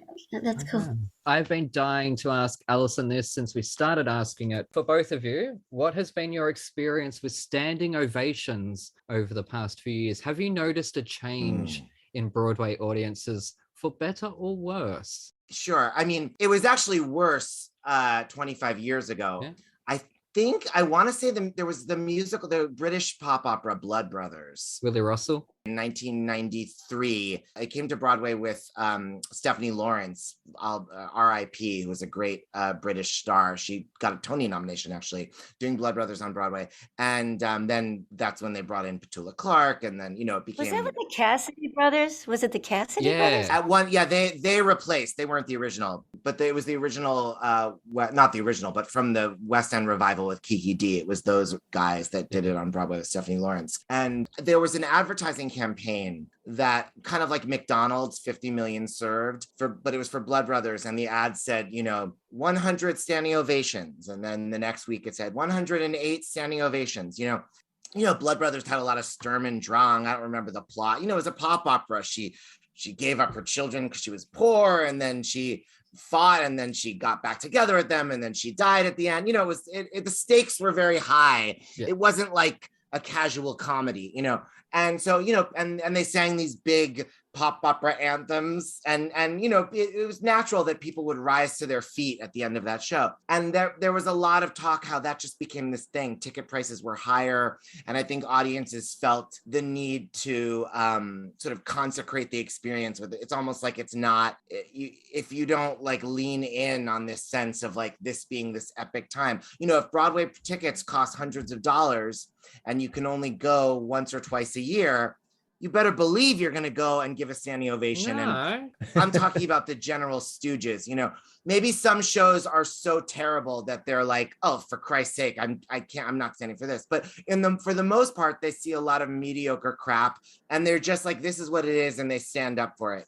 And it's become so de rigueur that you see shows and you're like obligated to. Also, by the way, there's a certain tipping point where enough people are standing, A, you don't want to feel like an asshole, and B, you want to watch the curtain call, and you can't enjoy clapping for the actors if you can't see their faces because people in front of you are standing. So everybody stands, And I noticed that over the last few years, that actually started to wane a little bit. It had sort of reached a crazy velocity, and then it seemed to be getting less common. But I'm afraid after the pandemic, there's a little bit of sense of like, maybe it's back to its like peak point again. And it's too much, it's because I'm a very enthusiastic audience member. I mean, I really love the things that I love, and there are many things, even in these days of theater being, a mixed bag, there are still things all the time that I'll say, oh, this is incredible. This is so moving. But it feels so cheap if everybody's just standing for everything, Yeah, and it's cheap. And I have no problems looking like an arsehole. I have this show, Ben. But on the other hand, you know what? Like, that is the culture that we live in today, is this dumbed down society. And the alternative is them not going to the theater, and we want them to go to the theater. It's like Patti LuPone is constantly complaining about, they're eating and they're drinking and they're doing this. It's like, it's 2022. We want them to see shows. Put in more comfortable seats. Sell the Sour Patch Kids and the popcorn. This is it. Like, it's not the theater that was like the temple in the certain way that it used to be. And I think we need to maybe embrace that a little bit and welcome the audiences that this is the reality. And if it becomes a stodgy thing that people feel excluded from, I think that's the wrong direction. Well, no, I don't think it's necessarily that. I just think it is a thing. It has a meaning to it. It was that thing in Dreamgirls, and I'm telling you, I'm not going, where the audience stood up in the middle of the show because they could not help it. Yes. That's what a standing ovation is. It's seeing Come From Away twice. Those standing ovations looked mechanical. You're talking about a standing ovation in the middle of the show, first of all, is still special. Yes. Yes. That's, so that's not quite the same thing, but I know what you mean, because that is what we did when we were so blown away at the after the show. But maybe it doesn't mean that anymore. Maybe now the new tradition is you sit on your ass for 2 hours and watch a show, and at the end you clap and you stand up. And maybe that's just what it is. And to us, it's like, well, Yeah. But the young kids don't know any better, and they're just like, oh, the show's over. You stand up and clap for the It's cast. become a tradition to get up, and if you don't get up, you do kind of look like an asshole, unless it's a clearly horrible show. Yeah, and then there's the other side of it when you're like with me and Ben, there are going to be people in the audience who know us, and if we're like, "Oh, I'm not standing up for, this." I saw a musical, that opened a couple of months ago that everybody loves, and I did not love it one single bit, but I did stand up at the end. Did you feel dirty? No, I didn't feel dirty. I felt like, you know what, these actors did work hard. There were parts of Yeah, it sure. I liked. And now I'm not going to go on Twitter or all that chat or whatever. I don't really go on that. But I'll have people come and say, "Well, did you hear what they said about you?" And I was like, What? What?" They're mad at me for not standing up at the end That of would a be show. nonsense. Yeah. Oh, but it's true. But it's true. It's happened. Yeah. You know? I don't think it's bollocks. I do. Like, if you're not feeling it, don't stand. Yeah. Oh, of course. No, of course That's not. okay. But it just seems like I don't. My interest though is getting people into a theater, not Criticizing them once they're there. Yeah, exactly. And I will say, if it makes you feel any better, I did patty issues over 200 times all around the world. Never had a standing ovation once. Wait a second. I think I might have stood for you because I thought you were brilliant at it. Well, And I saw that show a few times. Allison is special. She's always supportive, my fairy godmother. But it was, to be honest, I think it was different in a cabaret space. I think people, when you've got a table full of drinks, you don't quite leap to your feet in the same way. No, listen through this, a lot of people like, nope, it's cheap. Nope, I'm happy to look like an asshole, and I'm like, yes, thank you so much. Well, I do agree that it's cheap. I do agree 100% that it's cheap. I just think it is what it is. But I'm surprised you don't want to watch the actors during the curtain call. I love watching the actors during the curtain call. I do. If people sat the fuck down, I could see them. What, you're not willing to sacrifice your pride so you can My see integrity? Oh, no. Alison Fraser's beautiful face beaming in the love of the audience. Ben, I just read through an 8-page introduction to you guys while I was sitting here smelling a puppy's poop. Don't ever question my integrity or what I'm willing to put up with. I'm going to go like this. Yay! No. I think your integrity is too pure. Your integrity is too pure. Not after that one. It was not, I tell you. It was nothing pure about that. Anyways, we'll move on. Diplomacy. How important is that amongst friends on Broadway? It's everything. That's why I hate directing. I mean, I like the creativity of directing, but the diplomacy is so much pressure. And especially as someone who's not famous and the actors don't have to kiss your ass for business reasons, it's almost impossible. I really don't seek out those experiences anymore. And and I think there's a good thing to diplomacy. I mean, it's like, when people, as artists, there are people in our lives that whose input we treasure and seek out, and that's a sacred trust.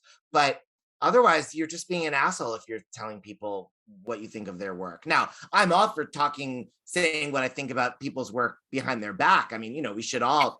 The great composer Mark Shaman, who wrote Hairspray and Charlie and the Chocolate Factory and everything like that, he's constantly going on these social media rants about how people shouldn't say rude things about other people's shows or whatever. And I'm like, come off it. We're theater people. That's what we do. Part of the fun of seeing a show is you go to the pub with your friends afterwards and everybody says what they thought. I love that. But that's different than telling someone what you think of their work. I think, you butt out unless you're asked. And I think that's important. And when you see a friend in a show, I mean, the greats, I've heard this from Zoe Caldwell, it doesn't matter what you thought of your friend's performance, what you thought of the show. You go see your friend in the show and you say, you were wonderful. I loved it. It was terrific. Your job is to cheerlead her. Unless somebody says to you, not in the dressing room in a crowd, what did you think? The answer then is fabulous. If they want to talk to you over coffee, if they want to text you later, one-on-one, honey, really, truly, tell me your thoughts. When your friend is asking you for your actual input, but your job otherwise is to be a cheerleader. And I think that's appropriate. You can go tell everybody else how much you hated it. My favorite is when people come into the dressing room and go, "Hi, I saw the show tonight." So I say, "So what'd you think?" Put them on the spot. And you can tell, though. You can tell when people didn't like it because they will be like, weren't the lights pretty? Or look at the costumes. That it's never a Oh, yeah, no, I really loved it. I can tell it with my novels. Like, my mum was like, oh, where did you get your ideas from? And I'm like, really? You're asking me how a brain works? There's 250,000 words in that fucking novel, and you're asking me how a brain works. Oh my God, clearly she didn't get it. And that's fine. She should have just said, I didn't like it, because I'm not offended. You know, it's not for her. It's not written with my mum in mind, like trying to, you know what I mean? Like, so I'm used to the criticism, or at least seeing through it when someone's bullshitting. So that's why I started asking this question now. When you have performers that have just gone through an artistic and emotional experience, like I did a wonderful one-woman show called Squeamish with that Erin Mark, who is a great friend and collaborator with Ben. And if somebody had come backstage after that show and Oh my God. just done exactly what you just did, I think I might have decked them. What I just did? What your mom did, what you said your mom did. Yeah. Oh, You know, because it's like, how dare you? But by the way, it's different with your mother. A mother is a very tricky thing, you know? yeah. Yeah, the decorum backstage is, especially on an opening night. Oh, congratulations. This Yeah. was marvelous. So diplomacy is everything, is what you're saying. Like you Just getting to that point is a one. You know what? Just getting to the stage is the miracle. Just the fact that we had an opening night, that's the accomplishment. Yeah. And so you can, in all good conscience, say that conscience say this is a wonderful, wonderful night. Because also we've all done work that we're proud of and work that we're not proud of. And we've all done work that was successful and work that was not successful. Those two things are not the same. And we've all had processes that were joyful and satisfying, and processes that were miserable. Sometimes the miserable process led you to the success, or vice versa. And, you know, so it's true what Alison says. I mean, you get to this experience and of the opening night, we don't know what you've gone through. The fact that you survived that you didn't quit or get fired, you might have just had the worst challenge of your entire life, you know? Yeah. And regardless of whether the show's good or bad, I mean, so there is something truly remarkable about somebody that has opened a show. Absolutely. And written a novel. Thanks. Three Yeah, novels. no, Ben. exactly. Three. But exactly. Sorry. But it's the same thing that goes for writing. You know, Yeah. sometimes you wake up in the morning to write and cartoon birds land on your finger at the window and you feel like you're Carrie Bradshaw sitting at the computer going, what do I have to say today, Muse? And it's beautiful. And other times it's a tortured experience writing, you know? Yeah. So it really is that. You know, when I opened in Gypsy, it was a big deal. I hadn't been on Broadway in a really long time, and it had been a very, very difficult process for me with working with Arthur. And ultimately, we became very good friends again after like a couple of hellish months. And my whole family and my boyfriend at the time came, and the only person who did not leap to their feet, and rightfully so, at the end of that encore's version, the Broadway version of Gypsy, was my boyfriend. And I broke up with him very, very shortly after that. And that wasn't for me, that was for showbiz. Yep. Yeah, yeah. Because I was going to ask about that, because Nat was 18 when you did Gypsy, and there's his mum playing a stripper on stage. I meant to ask him when I was on the show, how did you go with that being, because, you know, if it was a gay boy, we would be like fabulous, but I don't know if straight boys would take it the same. So No, I think he was absolutely fine about it. He's a very sophisticated young man, and he He is, realizes yeah. that. It's not like seeing her in a porno anyway. I mean, you know. No, No. no. No. Allison, she was so brilliant in that production. I wish you could have seen it, Aaron. That was Yeah. a hard won performance, let me tell you. That was hard won. But it was so you know, there are such cliched ideas of what those characters can be, and Allison was just so unexpected and just singular and layered and just hilarious and moving and wonderful. It was really I can't stand the idea of those women being played like, oh, these are the funny three old broads. And it's like, yeah. no, they're pathetic women with horrifying lives, and they're aging out of the only job they can do. And they're sad and they're angry. And Arthur kept responding to it. He said, get madder, get even more mad. And it was so much fun to just be this bitter, bitter gal. And the angrier I got, the more the audience laughed. It was Oh, fun. so fucking hilarious. And then Patty and I stopped the show one night with "Where in the Vatican?" That scene. And Arthur got so mad. He said, "That's so unprofessional." It's like, well, they liked it. Are you watching the new season of The Marvelous Mrs. Maisel? No, no. Oh, because she's the character is a stand-up comedian in the 60s. Oh, I saw the first scene, the first season. Yeah. Yeah, because so now this season she has a job as the act to keep the cops out in a vaudeville, and not a vaudeville, in a burlesque house.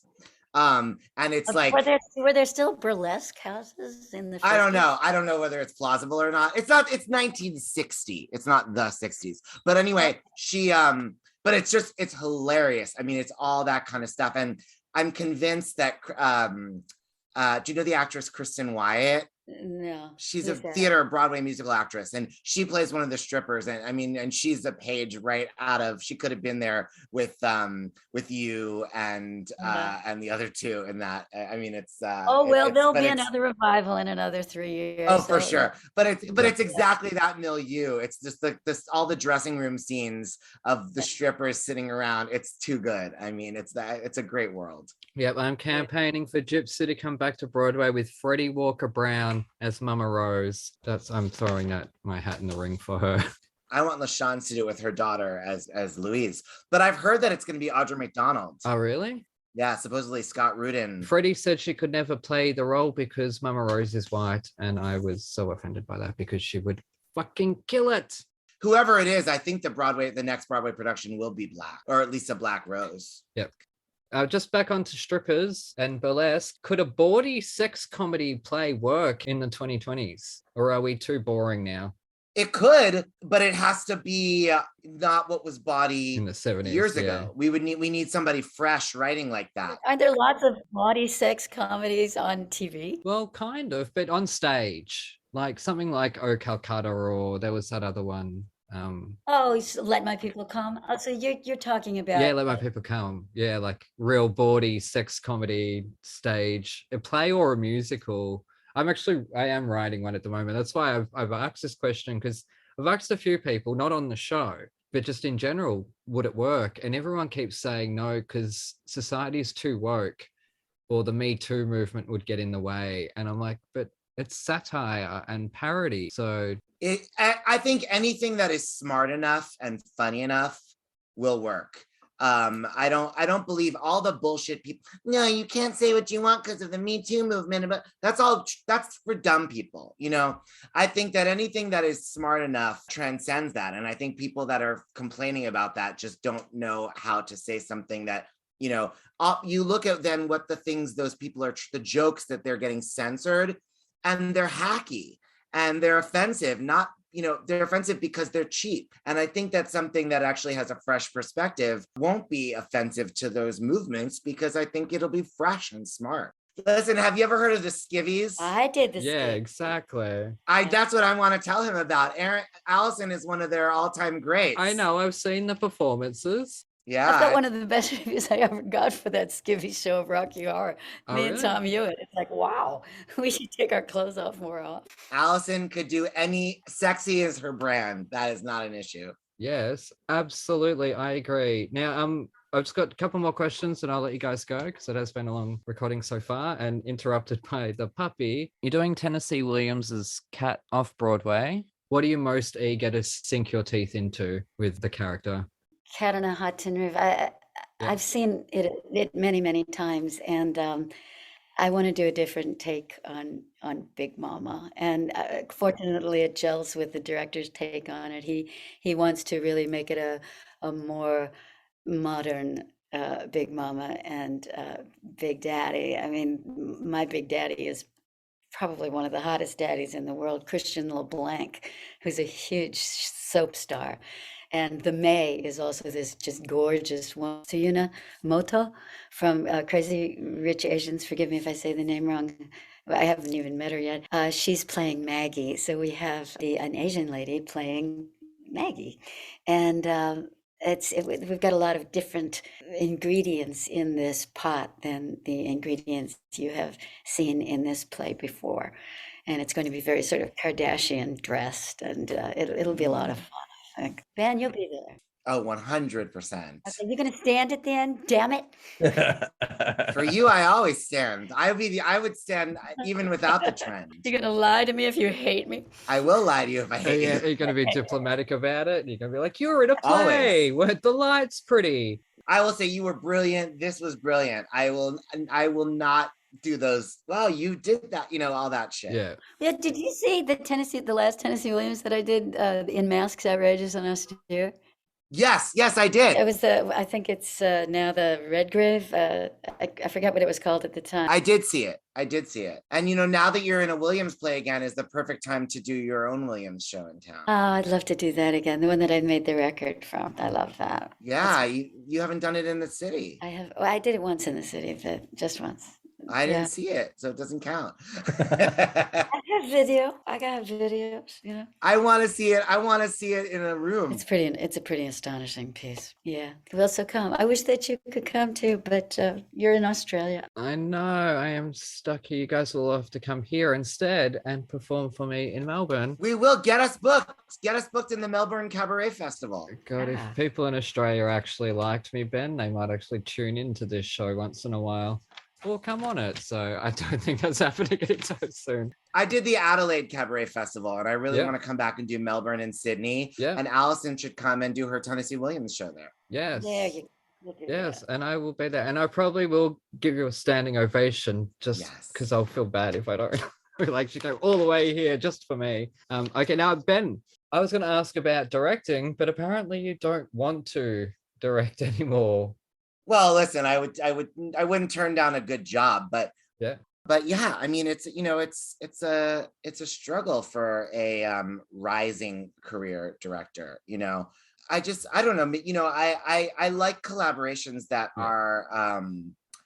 are joyful and painless. I mean, Alison mentioned Aaron Mark, who wrote and directed the brilliant one-woman play Squeamish that she did. Mm-hmm. He also directed my solo plays, and he's directing my new one that I'm working on. And I'm so at peace when I'm collaborating with him in that respect. And, so many collaborations don't feel that way. And so basically I only want to work with Aaron Mark. That's the only person. But Aaron's busy. Aaron had another play that he wrote called Empanada Loca that they made into a podcast, and now he's the showrunner and executive producer of an Amazon Prime series, The Horror of Dolores Roach. Yeah, I mean, it's head writer, and it's they're in production right now in Toronto. They went to a full season order. Are they in Toronto now? They're there already? Maybe he was just location scouting or something, but they're in production. They're in production. Oh, sure. I just saw him last week or 2 weeks ago when I was in Palm Springs. Oh, when you were in LA, yeah. We love Aaron. So happy. Good. Can you find someone who wants to work with Aaron Ware already? Yeah, well, Aaron Mark's spoken for, so I can help you. It's so difficult from here in Melbourne, I tell you that, because it doesn't matter what talents I've got or what work I've put out in the world. Finding someone to collaborate with that will do their end of the work and be reliable and show up. Oh my God, it's a struggle. It really is. And I just keep hearing everyone else is collaborating on this and collaborating. And I'm like, oh, what about me? Because I just think of what I could achieve. I did this podcast from my bedroom with nothing. And we showed up on time. So that's what you should be celebrating. Here we are collaborating with you. There, celebrate that. Yes. Absolutely blessed. I do every day. Celebrate that. And Evan is a great collaborator. I was not referring to him there. But anyways, no, thank you. That's it. I've come to the end of my questions because there was another one that you both pretty much answered anyway. So, but yes, no, thank you so much. Where can people find you on the social medias? I am Ben Rimalower across all of them: Facebook, Instagram, Twitter. I'm Alison Fraser on Twitter and Facebook, Alison Fraser, and then the Alison Fraser on Instagram, because apparently there's another Alison Fraser out there that took my name before I got to. How dare they? I know. There's another Aaron Ware too. He writes self-help books. Well, the other Aaron Mark is Oh, it's a German porn porn star. star. Right. Oh, really? I see. I would rather that. I would rather a porn star have my name than someone who claims that they can help you make $5 million from nothing. Oh, that's sad. Maybe you should call yourself Not That Aaron. It must be like, what, 4 o'clock in the morning now. Ben, lovely to see you. You're so handsome. You two, both of you. Oh, you're gorgeous. That's how I would always Wonderful. introduce you. I'd introduce you as handsome Ben Rimalower. I'm gonna copy that for my own projects. Just Alison, beautiful, sultry voice. Well, I do. I was Ivana Trump in the audiobook. I just want you to know. I don't doubt it. You're hotter than she is by a mile. I thought you were saying that to me. Then I'm like, I'm not hotter than Alison, thank you, but I'll take it anyways. You're hotter than Ivana Trump. Excuse me, I told you looked like Freddie Mercury. What the hell else do you want? Jesus. No, I know, and I've got a date tonight, Alison. Do you know what you've just done to my confidence there? Oh my God. Anyways, a huge thanks to Ben and Alison for joining us. If you're interested in reading my bawdy sex comedy, go to www.thetonistantales.com/look, and you'll find it there under Sluts on Broadway. Don't panic about the name. It has a point, but let's not spoil that. So go check that out. It is hopefully funny and crazy and silly, but also poignant. Also, comment, like, subscribe, all that jazz. Go follow Ben and Alison. Look up their albums on Spotify and Apple Music, YouTube, whatever. Francine Lefrak, get your credit off the Falsettos albums. That'll be really cool. And what would also be really cool is you take care, and we shall see you next time. It's been great. Hooroo. Like quicksand!